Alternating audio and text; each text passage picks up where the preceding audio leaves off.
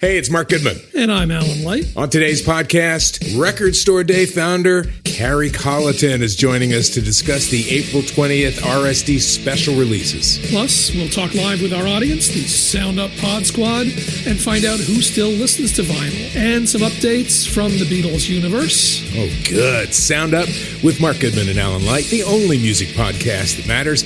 Get it on Pandora, Spotify, Apple Podcasts, or wherever you get your podcasts. What's good, y'all? This is Breeze Brewing from the Mighty Juggernauts. And make sure you subscribe and download the podcast. Library Rap, the hip-hop interviews with Tim Einenkel.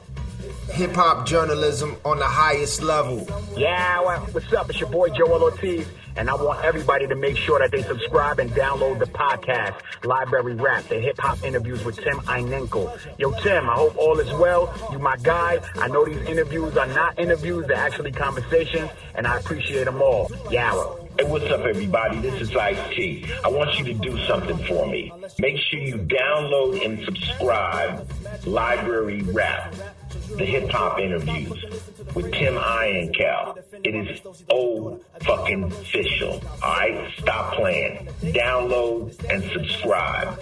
Library Rap, the hip-hop interviews with Tim Einenkel. It's cold. You don't have to guess. Names associated with my next guests are Stetsasonic, De La Soul, Gravediggaz, Brookzilla, Third Base, the producers, they're DJs, they are hip-hop. They have a 40-year plus friendship, which is incredible. Their newest project is called By Every Means Necessary, Volume 1, which is the original score of the Netflix documentary Who Killed Malcolm X. It is out now by the Lloyd brothers, a.k.a. Prince Paul and Don Newkirk. Prince Paul and Don Newkirk, welcome to the Library of Tim Einenkel on allhiphop.com. Gentlemen, thank you so much for joining me. What is up? Thanks. Thanks for having us. So there's an appreciation that you guys have this friendship that are 40 plus years. I have 3 good friends that I've known since kindergarten, so 30 something years as well. I was reading an interview and you talk about being in Don's basement in 9th grade on his turntables, listening to music. Yeah. Listening to at this time. And what made you kind of fall in love with this culture? Strictly breakbeats. That's all we was doing. We're going back and forth, breakbeats. Newkirk's favorite breakbeat, and correct me if I'm wrong, Newkirk, is Pussy. Oh, you're absolutely right. Yeah, and that was it, man. Catching it from the top. Ching, ching, ding, ding, ding. Yeah, he was nice. Don, what was in 1982, I'm assuming that was around that time. What was going on in music for you that kind of made you get those turntables, made you get those records? Well, I had came up in the Bronx, so I was right there, like when Bambaataa and Jazzy J and all them dudes would be in the park. Mm-hmm. So I had a bird's eye view of hip hop coming up. So what made me go out and buy those records and turntables was being in the park and hearing the breaks, along with Spoonie G and stuff like that. But of course, Paul, I couldn't let you go without asking you about 3 Feet High and Rising. And, you obviously read about it and everyone talks about how groundbreaking it was in terms of production and how you essentially threw out the rule book in terms of what it is to produce a hip-hop album. Take us back to 1989 when you were producing this album. What were the quote-unquote rules of hip-hop that were quote-unquote supposed to be followed, and what kind of made you throw them out the window? I think the rules of hip-hop was, if there were rules, you got to understand, hip-hop birthed itself out of not having rules. But I guess at the point of record production and hip-hop production, it was definitely at a high time where James Brown was in. It's not like we didn't use James Brown. We just didn't use him like everybody else did. Mm-hmm. And our thing was good music is good music, so we sampled from everywhere and anywhere. So it wasn't, confined to just funky break beats or just funk or just, little jazz clips and stuff. We were going, or soul for that matter. We were just going wherever the good music was, because and Newkirk could attest to this. When we grew up, our radio was just really diverse, right? They played everything. Oh, definitely. It was disco, soul, rock, blue-eyed soul, you know what I'm saying? So anything from Disco Duck to Patti LaBelle to Earth, Wind and Fire, you know, and you can go way down to Hall & Oates. So it was diverse. So that's kind of what we used, putting a lot of those samples and songs together, was just pulling from what we grew up on. And, you know, and all our backgrounds in the group was different too. So, you know, we pulled from wherever our family kind of bought their records from, you know. Don, I do want to ask you about Funk City, but actually prior to that, I want to ask you about the importance of having a diverse, diverse music selection. You know, you grew up at a time, and myself grew up at a time where hip hop obviously wasn't the number one genre of music. Now you have kids, and even before, a generation before, listening to hip hop as their kind of that's their influence. That's what they go to. What do you think the importance of having this diverse record selection or music selection? And do you think kind of hip hop's lost itself by not picking from these other genres and just kind of picking from itself?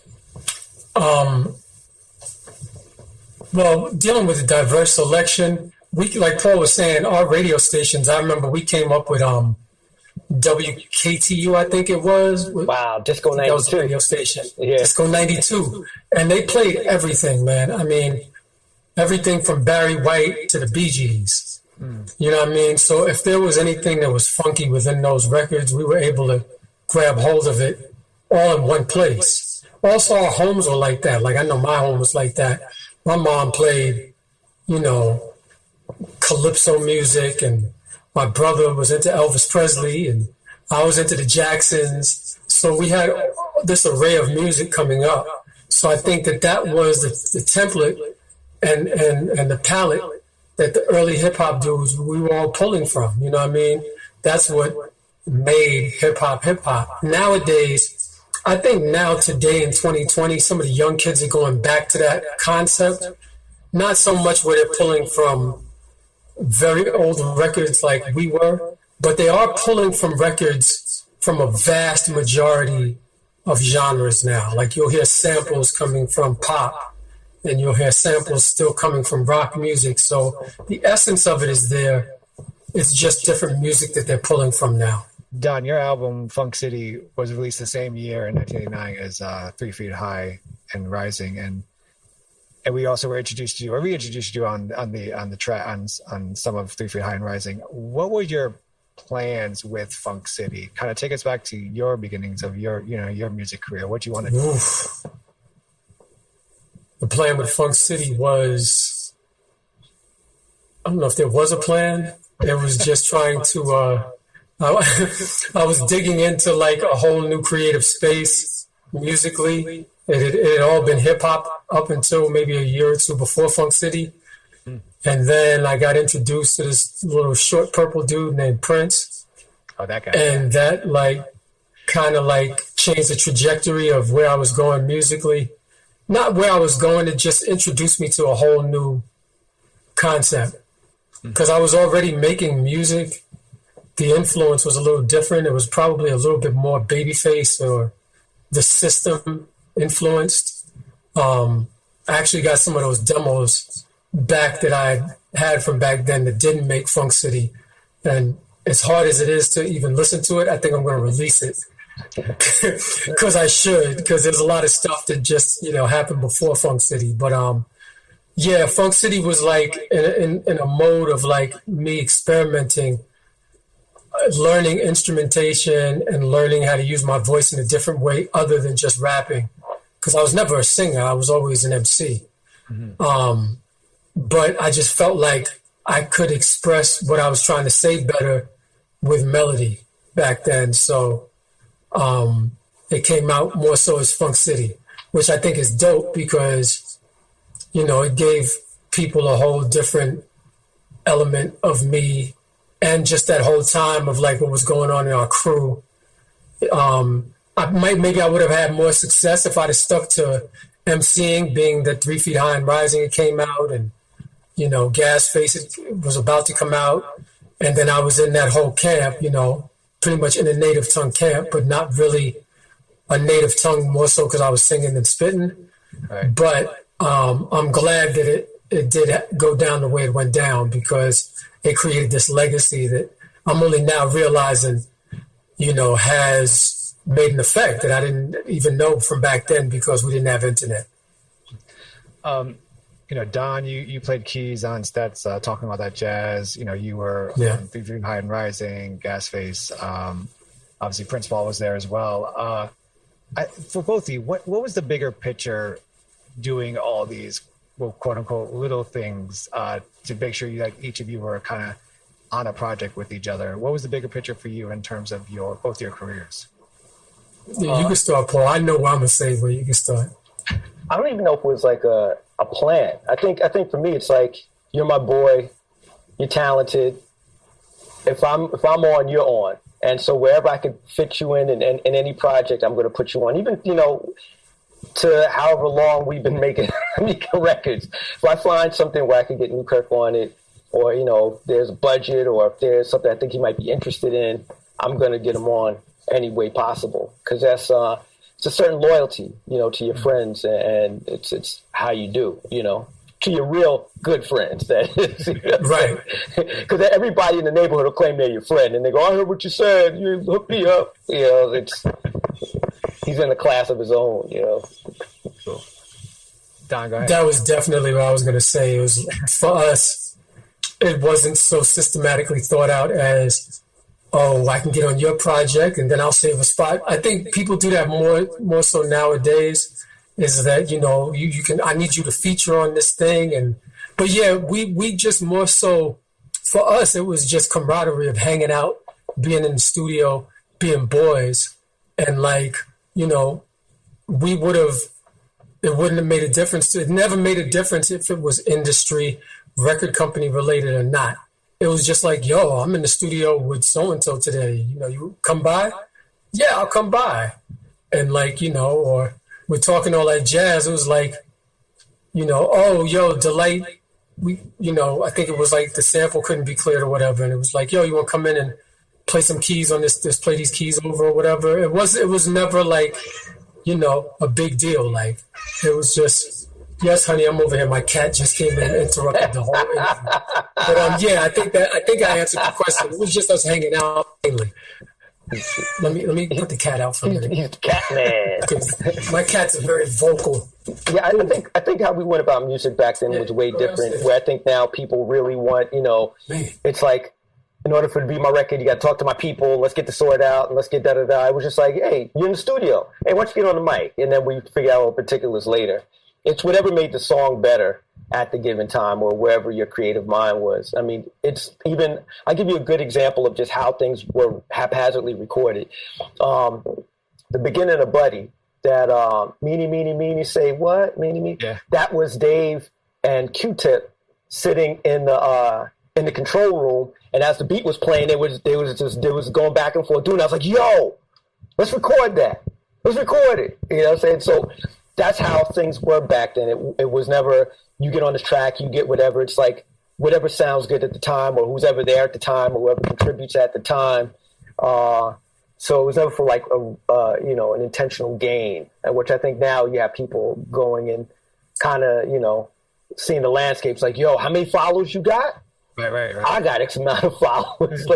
Maybe we could get our people to follow each other, and then it was never like that. It was pretty innocent. I wish I thought like that back then. I might have made more money if I strategically just, I wonder what Hammer's doing. It's like, I didn't think like that. Yeah, I don't know if the music would have been as good if we'd have worked that way though. I think that's what made the music so good, is that, we just were vibing. It was literally a vibe. And the fact that you guys were able to, you at a time where you actually had to go into the studio to do art versus like emailing and pay for it. Time was precious.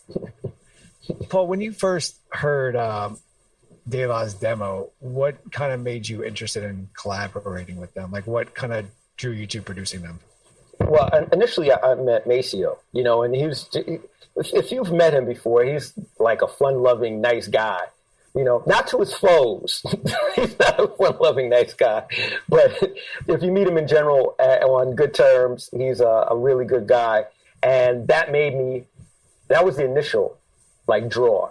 And then hearing the demo, which was just something I've never heard before. It's just the approach, the rhyme style, the sample that they decided to use.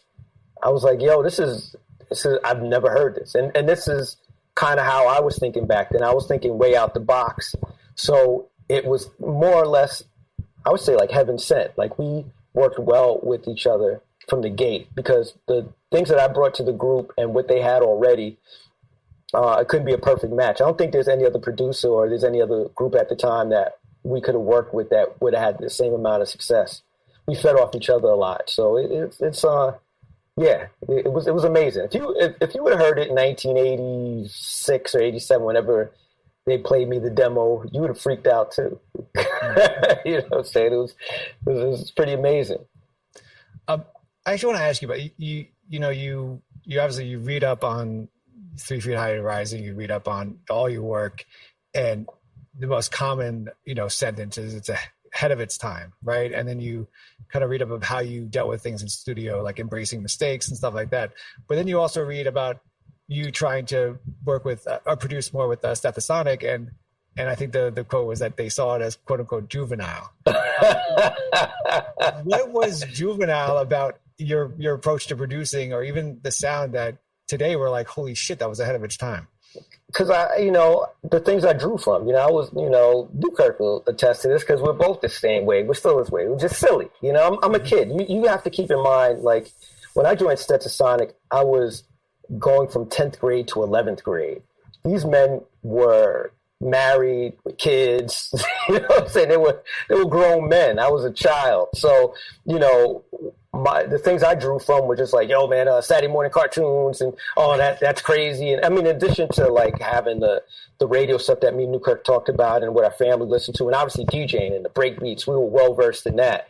But I was still silly. I've been 18 since I was 18. I'm still 18 in my head. You know what I'm saying? And I think I act the same way for the most part, and it manifests in the music. And bringing stuff like that to Stet, it wouldn't have fit. I think back in the days when I first approached them with certain things, it would hurt my feelings because I was a kid and I didn't understand. But now as an adult, I look back and it wouldn't have worked for them. It would have just been stupid. You know what I'm saying? It's like having Rakim doing a nursery rhyme. It's like, it just wouldn't have blended. I want to ask you about this new project, but also prior to, I have to ask you about one of my favorite things you ever done was Prince Among Thieves. Oh, wow. Looking back, I know you pitched it in the early 90s, and I think it was kind of rejected at first, but then, it took a while to get out. Were you happy from what you envisioned it to the final product? Were you happy with how the final product came out? Man, that's funny, because I don't even remember. Yeah, I mean, because it's never been done before, and I had it in my head a certain way. I mean, technically, as I listen back, I wish I could do it a lot better as far as just the soundscaping and the effects and everything. But what I had to use at the time, because I wasn't using Pro Tools, I was using sequencers and samplers, and that was it. And so it wasn't looking at a screen and stretching stuff and moving things. It was listening. Sound goes here. That's wrong. Erase that. Sound again. Move the bar in the sequencer. It took a lot of work. So yeah, I mean, I was pretty happy with myself until I played it for Tommy Boy at that first meeting of with the A&R and everybody, and I played it for them. And at the end of the meeting, they went. They just stood there, didn't know what to say. Well, it's different, and and I'm like, you feel so deflated. So imagine you putting in hours. I've seen the sun come up. I've heard the birds chirping from the time I ate dinner all at night, working hard on this, writing it out, and then you played, you're like, my masterpiece, and you're like, oh, they're just gonna bug them out, and they're just like. and then they sit on it for a solid year, from 98. I had it in February 98. It came out February 99. So, that's the life of Paul. There's a price to pay for trying to go out the box. You know what I'm saying? It's like, it's revered in some ways, but it'll hurt your feelings, if you're a sensitive artist, which most artists are. Almost. Was there a chance? Yeah. Was there a chance that it would have been shelved completely, or? I mean, yeah, there's always the possibility. I mean, hey, my whole Doodle Man record label was shelved, so anything goes at this point. It's and I kind of got used to that. I was hoping, but in my head, I was like, "Oh, this is the best thing ever." Same thing with Gravediggaz. I did Gravediggaz, and I did the demo. I was like, "Oh, this is the best demo. Oh my God, it's gonna blow people's mind." And I shopped that thing for over a year. Nobody had nothing to do with it except Eazy-E, which I always forget. He was interested in it. And G Street at the end, who signed it. So, yeah, it's not all pretty, Don, you once said in an interview, the nature of music is communal. Can you talk about how the recording process has changed for you both, or in terms of as the advancement of technology, but also what has that kind of one thing that you've both ensured stays the same while you guys create? As I stated as an example, or cited as an example earlier, with De La being in the control room and doing meanie, say what? Sure. That would have never happened if I said, "Hey, man, I sent you the beat." Say they would have did a rhyme. I would have sent it back. Listen to it. Everything is having somebody to hear something that you might not have heard yourself. You know what I'm saying? And to push you to do it. And that's what's good with me and Newkirk working together. Like, he'll play something, he'll just kind of gloss over it. I'm like, "Yo, that's crazy, go back." He's like, "You like this?" I'm like, "Yeah, that's crazy." And it turns out to be the illest thing ever that he would just kind of gloss over. And sometimes you need that. You need somebody to tell you something's dope or something's whack or something, or how you can improve upon something, and vice versa. Go, and you just make yourself better. And Newkirk's right. When you're sitting in a room by yourself, it's you can get some things done, but at some point it needs to go to the next person, to the inspector. Are you in search of deeper meaning in your life? Longing to manifest your true desires and unlock your full potential? Look no further than Portal Místico Podcast, your gateway to treasure trove of transformative tools, enlightening interviews, and enriching content.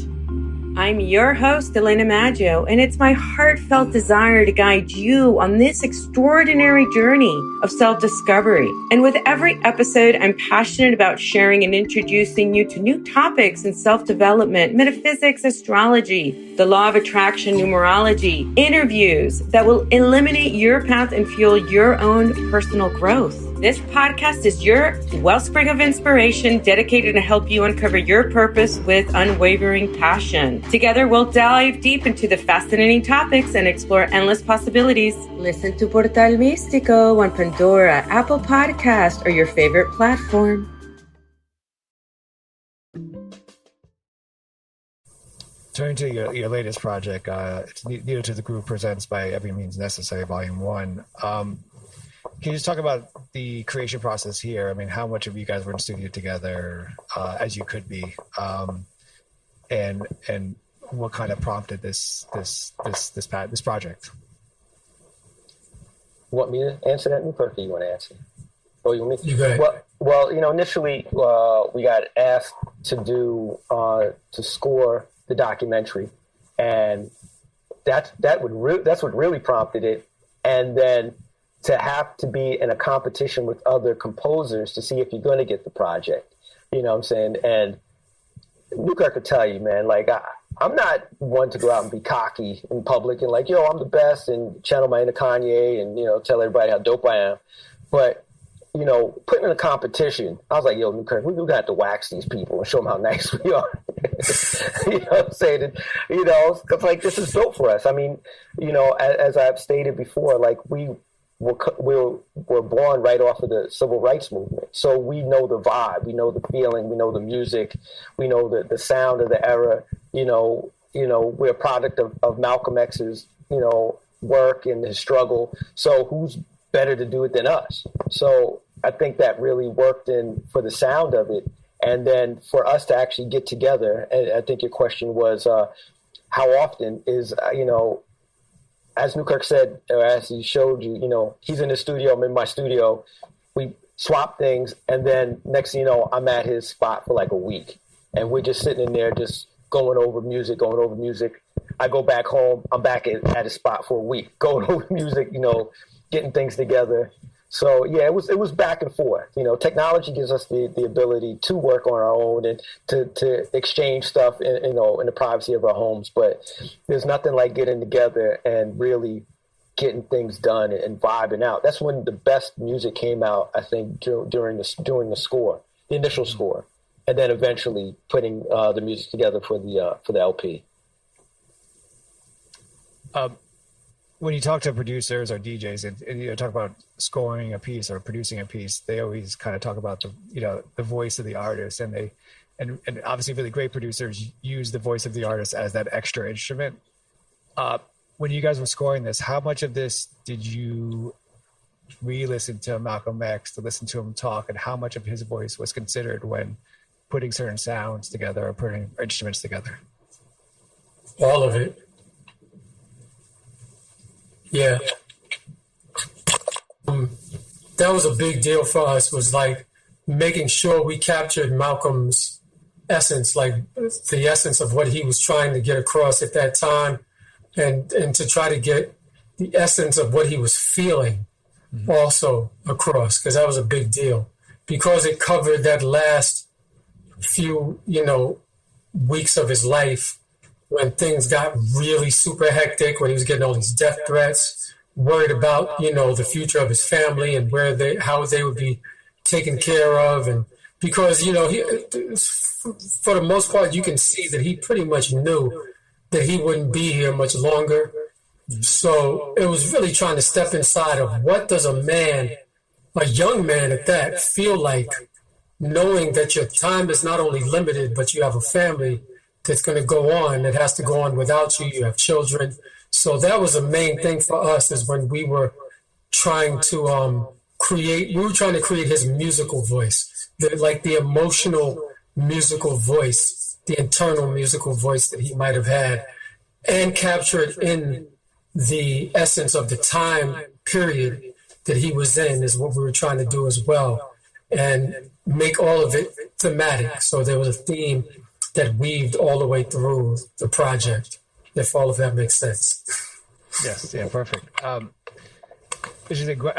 Tompkins, she's the host of Music Inside Out, WWNO in New Orleans, and she wrote this in 2015 about Malcolm X, with a mix of self-deprecating humor, straight talk, and withering criticism of, everyone. Malcolm X conveys that public speech should not be attempted until the speaker has something to say. So the question to both of you, what are your favorite aspects about Malcolm X's voice, about his speech writing? Well, I think for me, it's indicative of my own personality, is relating to people with not just being intelligent and hitting you with how it is the sarcasm. Which he spoke, he'll say things, and he'll poke at people.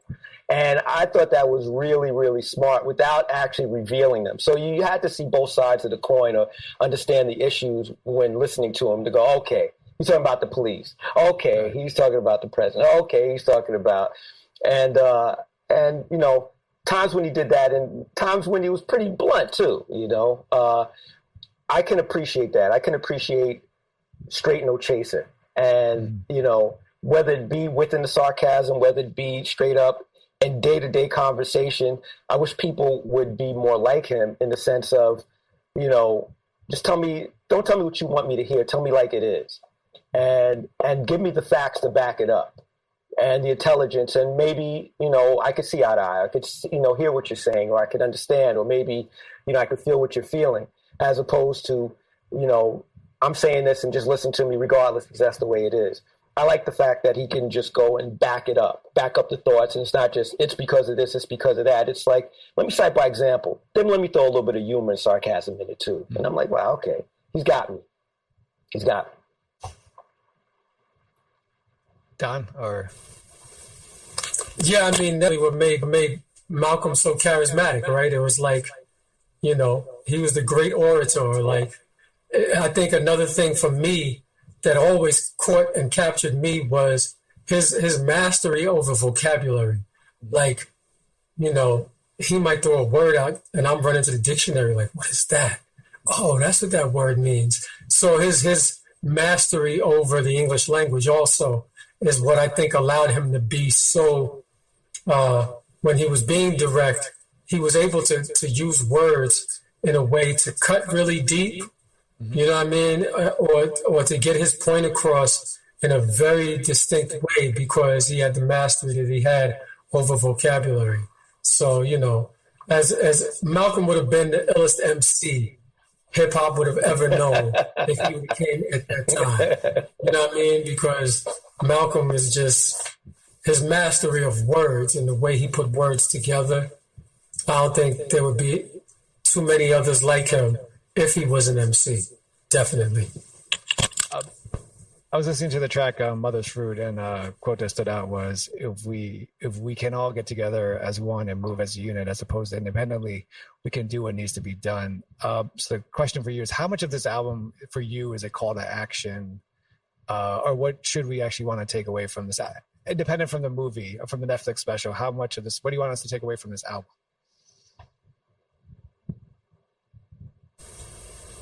Oh, Paul, you want me to take that? Oh yeah. You Newkirk, man. Yeah, it's interesting. That quote specifically that you bring up. You know, when we made the album, obviously there would be a thread of Malcolm all the way through it, but we didn't use Malcolm, his voice or his speeches or anything like that. Right. So we had to try to encapsulate that same vibe without using his speeches and all.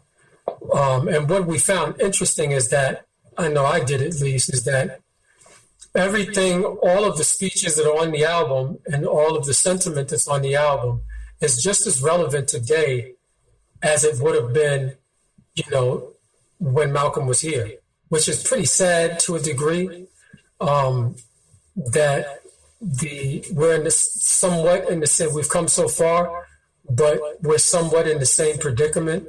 And it's not just a race thing, like black and white. It's kind of like we can see it now with all that's going on. All of us are in a predicament. And all of us need to unite and find a common thread to get out of this current mess that we're in.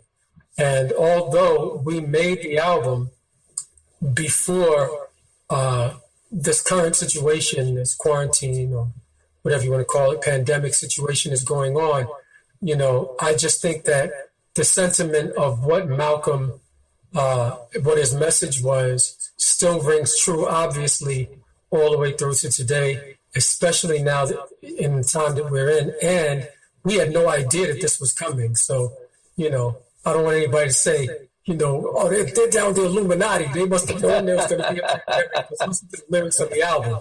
We had no idea.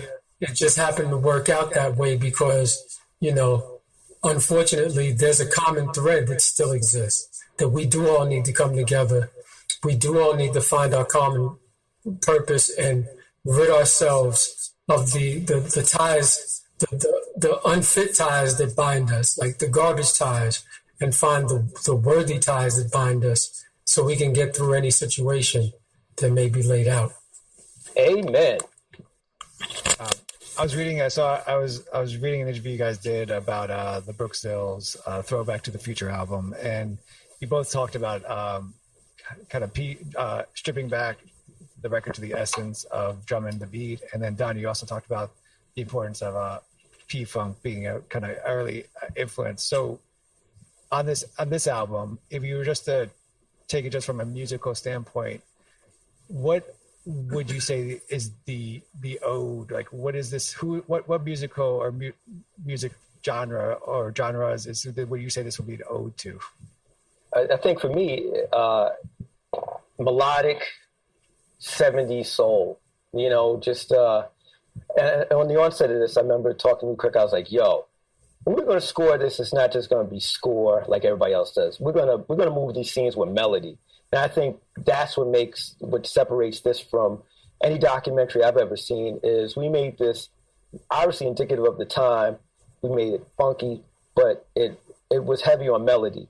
And thinking back of, composers, who scored movies, who were, obviously soul musicians at first, we were definitely thinking of people like Marvin Gaye.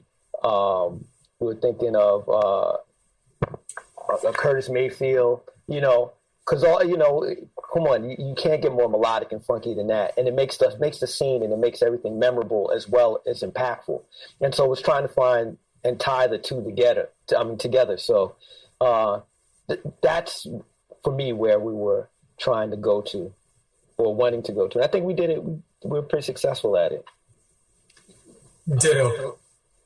The last track on the album, Straight Man, it's just incredible to hear and to go out with. And it's something, you're listening to it and something's about to happen because it's building up to something. But then it's the last track on the album and there's nothing after that. So I'm like, what the fuck? So why leave us with this last track on the album where you're like, you're ready to do something and then nothing? Hey, we're leaving it up to you, the listener. You know what I mean? Because that last track is straight man in a crooked game. And it is a hell of a build-up. But that build-up is it's almost like the Warriors are all getting dressed in their houses and we're getting ready to go outside and get it done. So that's what it is. You got to take it upon us. We all got to take it upon ourselves now to keep that song going. You know what I mean? Because plus it just worked perfectly in the lineup of the other songs. Well, you know what it is too. In addition to what Newkirk said, is that you ever watch a movie and then it goes, how about the Marvel movie with the Avengers? And you go, it's everybody kind of just dissipating. You go, what happens next? you got to go to part 2. So obviously we're planning on a part 2 to this at some point. So, we're leaving you with the bodies kind of disintegrating. Part 2 should be the resolve, but a better one than the Marvel movie. You know what I'm saying? I was a little disappointed, Yeah. I got 2 more questions for you guys. Firstly, what is your absolute favorite part of producing any project? Just kind of, doesn't have to be a specific project, just any project that you work on. Paul? Oh, you want me to go first? I think for me is taking an artist to a place where they thought they couldn't go. You know what I'm saying? Is the power of them going, that's me? Or yo, that's dope, or I didn't think it was going to come out like that. It's that part of it. I think it's more of the giving part than it is of the accolades or anything, or like, oh man, this is great. It's what you give to the person that you're working with, and then ultimately the people who listen to the music.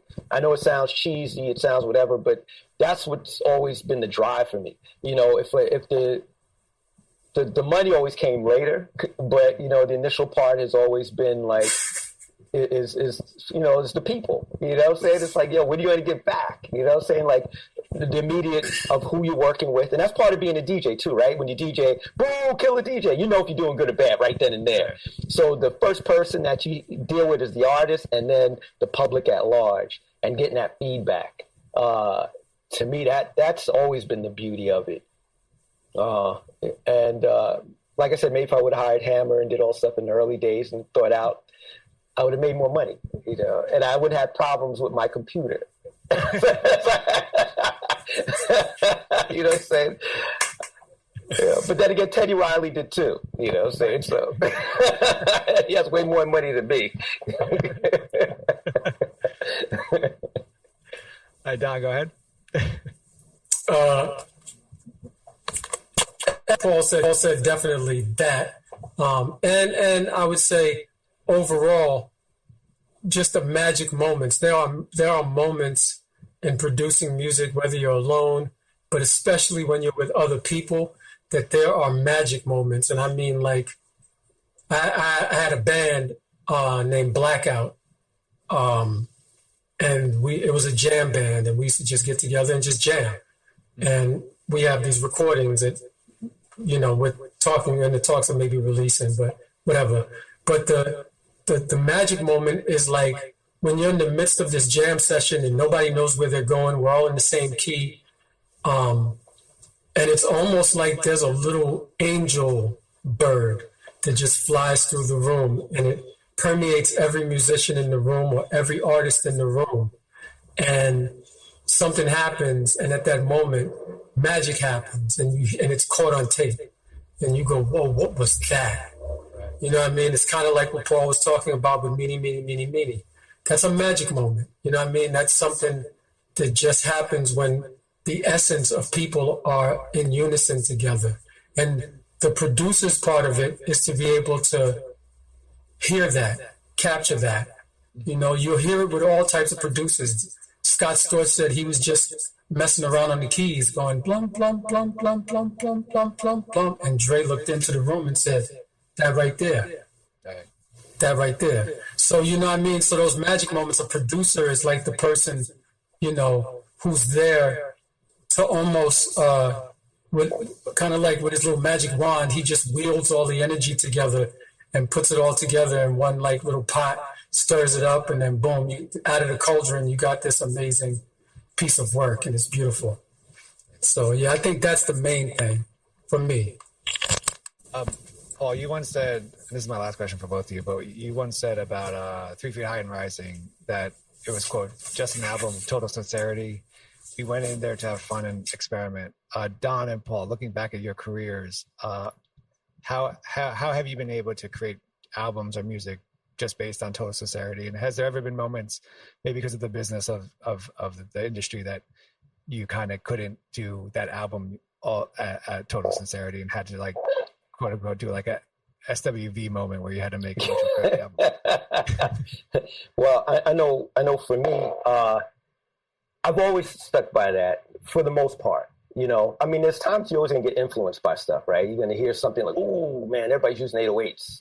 Let me try that. Let me implement that. Let me do this. But as you can tell just by my catalog, I've done a little bit of everything, you know what I'm saying? And it's always been influenced by whatever I'm feeling at the time. Look, I've done a children's record. I've done a comedy record. I did 3 Feet High Rising, Handsome Boy, Stetsasonic, and those all vary. And I'm not talking about even the other things that I've done, even the score that we've done recently. And it's never by like, okay, I'm about to money chase. It's always like, okay, this is what I'm feeling at the time. And let me challenge myself. A lot of producers get into their little, pocket, and they want to stay there. And everything they bring their sound to everybody, and it all sounds the same. Me, I like to push the limits, man. It's you never know where you can go until you try, and it's scary because you're out there for ridicule. So every time I've done something, it's like, I think it's dope, but let's see what the people say. The people say, and you're like this, and you're like, and you see what happens, and that's beauty. Doing the same thing over and over again is kind of easy, but to kind of put yourself out there, there's I don't know, it's scary. So that's why, and I hate to bring money up a lot during this. That's why I had to save my money throughout my whole career, because I never knew if I was ever going to come back, like ever. I never had the comfortability of going, yeah, man, I got another record or two, or I got a deal, or I never know. Like I'm putting myself out there every time, and it's been fun. And like I said, my catalog speaks for itself. And I'm not saying this out of bragging, but I really don't know any other hip hop producer who has the diversity of the music that I've done at all. Like I can't think of anybody. You know what I'm saying? Right. So, and I'm still here. Thank God. Very true. The way I've always been able to be sincere, and this is not even funny, but I've always kept the music to myself and didn't release. I mean, that's really true, though. Like, Paul had to be the one to come twist my arm to go get the Def Jam deal. I was stuck in a basement making music without any concern about anyone hearing it, It was just for my ears only, not even my family members. My brother used to sneak into the basement and put my 4-track tapes on to listen to what I was working on because I wouldn't share it because it was so personal. Like Erica says, I'm an artist and I'm sensitive about my shit. I'm Cancerian, so I'm super sensitive and I have a shell. So I would just use music to just duck my head in my shell and just live this musical life of my own in my shell. So it's always been sincere. I think the only time that sincerity is challenged is when you're dealing with stepping out of the shell and releasing it to the world and sharing it. Then, it's personal criticism and it's outside criticism. And then if you're dealing with the money, with labels and stuff like that, it becomes the ultimate criticism of like, no, you got to make music like Teddy Riley. Because that's what's popping. Well, you got to make music like this or blah, blah, blah, blah, blah, So fortunately, for a portion of my career, I've always had something, especially in the beginning, I worked little odd jobs and I was always my most creative because I never cared about music paying a bill. I would just work, Paul knows when we were kids, I'd work at Stearns and vacuum and stuff and clean up in the morning and stuff like that because I could just go home and work with a freedom of not caring who heard it or it needing to make $1. I think the most critical time was when I was signed to Def Jam because everything became about money. Creativity was secondary and everything was, you got to make a hit. And that never made sense to me. That was never what music was to me. Music is just expression in its purest form. Anybody can make music. Anybody. That's why I've created a new YouTube channel where I'm trying to show just music enthusiasts in general that love music but never even attempted to try to make it because they feel intimidated by all of this stuff. Right. I want to show them that, no, you can make music. Like, just like the app, G, that you just showed me. That is perfect. I'm going to feature that on my channel. Like, now I'm getting started on this channel because that's something you can use AI and your own musical taste, and you can create music from jump. So I think that's a long-winded way of saying, creativity is all that matters and money is secondary. Money's not real anyway, as we can all see now. Exactly. Gangster. Damn. He's like Mario Cuomo. The people listen. Don Newkirk, Prince Paul, a.k.a. the Lord Brothers, just released this incredible project, By Every Means Necessary, Volume 1. Obviously, with that ending of that last track on the album, there's going to be a Volume 2. That's what we're anticipating, If there isn't, I'm going to be very upset. But Paul and Don, thank you so much for being on the Live with Tim Heineke and allhiphop.com. I definitely appreciate it. Thank you, guys. Oh, thank you. Appreciate it. Thanks. Thank you.